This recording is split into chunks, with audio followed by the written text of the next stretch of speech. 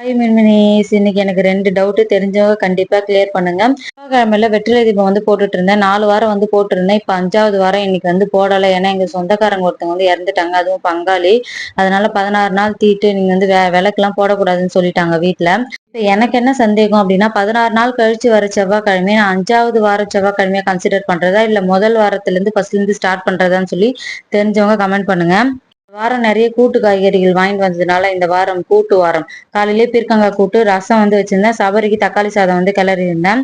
நானும் கற்பகாத்தையே காலையிலே டீல் பேசிட்டேன். நான் ரசம் வைக்கிறேன், நீ சாம்பார் வைக்கிறியா? சாம்பார் நீ கொடுத்துரு, ரசம் நான் கொடுத்துறேன்னு சொல்லிட்டு டீல் பேசியிருந்தேன். அதுபடி சாம்பார் கொடுத்தாங்க. நான் ரசம் கூட்டம் கொடுத்துட்டேன்.